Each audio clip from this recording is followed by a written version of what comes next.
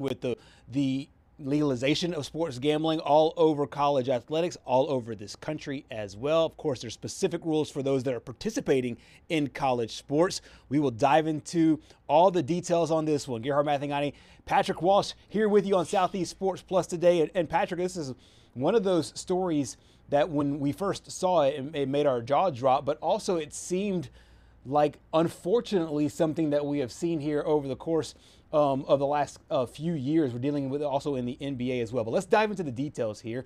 Three players is Michael Robinson, as well as Steven Vasquez and Jalen Weaver, all roommates at Fresno State in the 2023-24 season. Apparently, this group put together 13 daily fantasy sports bets. 13.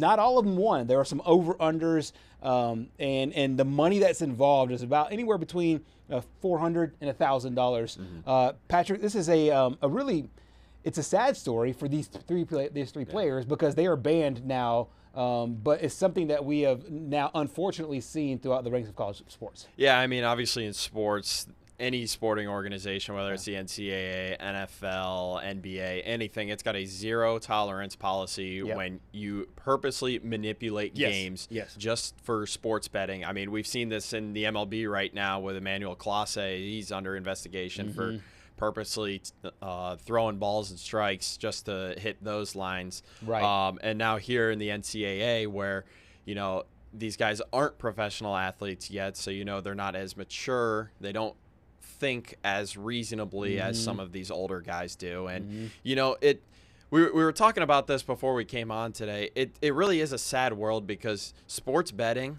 I mean, you and I both like the sports bet. 100%, we like talking about it. But also the number one rule of sports betting is don't bet more than you can afford to lose. Right. And so when you see all these sports betting ads all across sports, advertising, even when you're just sitting in bed trying to go to sleep watching videos, you see these advertisements on YouTube.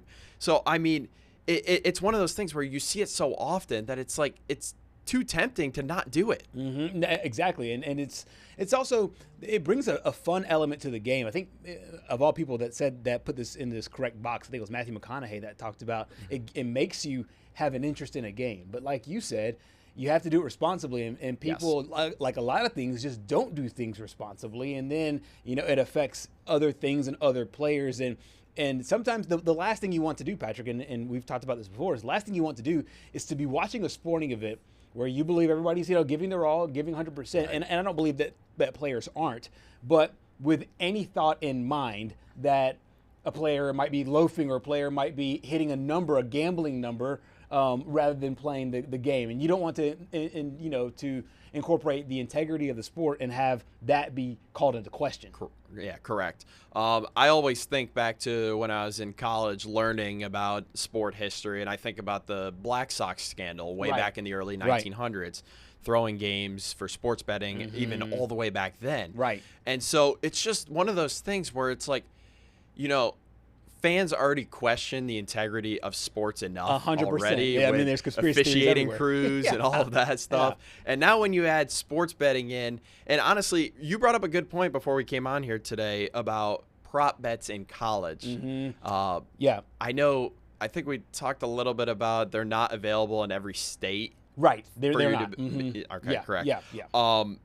I think they should just get rid of it outright. Me too. I think they have to after this. Absolutely. I know the NCAA is working on that. Before we dive into that, let's take a look at their specific. I know you have some graphics here that kind of explain the specifics of what happened in this case here. So the three players that we named or mentioned a moment ago, Robinson, Vasquez, and Weaver, the trio shared betting lines, manipulated games to win. Now, it was Robinson that was sending text messages into the group, planned to underperform. So don't know what those numbers were. So let's just say a prop bet, for those that aren't informed, let's say a prop bet was set at 17 points. Well, I'm going to underperform. I'm make sure my number is 14 or whatever the case is. And that's what he hits. I'm just giving you an example here.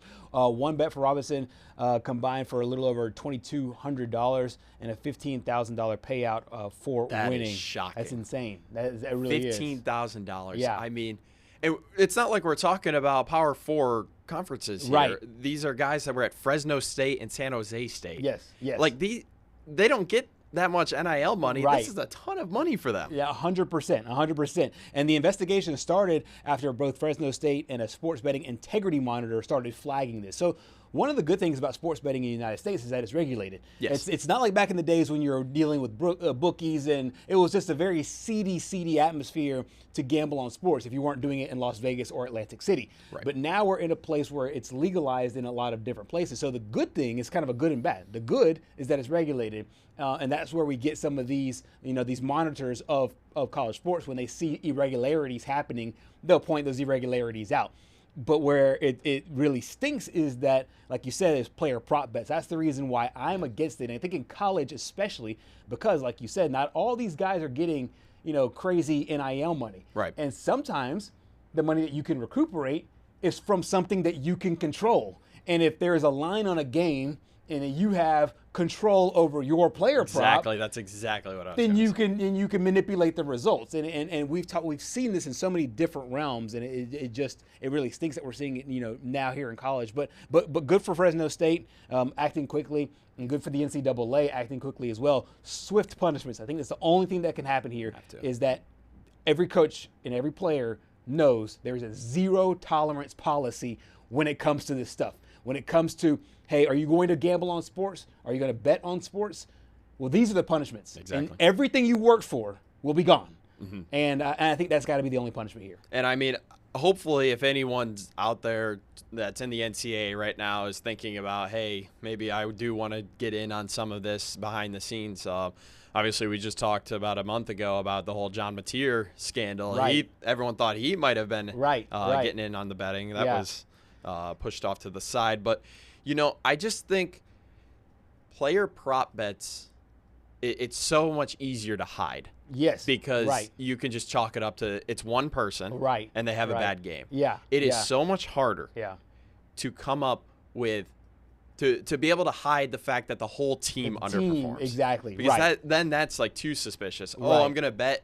Let's just say I'm on, I'm on Vanderbilt and I want to bet that we're going to score the under. Mm-hmm. I'm going to throw all my NIL money on us scoring under 60 points and against double your Tennessee. money in one night. Right. And then all of a sudden, Vanderbilt loses 72-48 to Tennessee. I mean, that's just so suspicious. Exactly. I mean, nothing against Vanderbilt or anything, but it's still, they're a Division I SEC program scoring 48 points. Yeah. And it's gotten to where it's really murky, but and sometimes the way these things end up getting investigated is because there's so many irregularities. It's like, why is there so much money on this random Fresno State guy or this random Texas Tech guy or whatever the case is? And that's how the investigation starts. Because they can see these things. For sure. And that's the part of the regularities that I'm talking about, is to make sure that these guys understand, hey, if you do it, it might not be today, it might not be tomorrow, but you will get caught.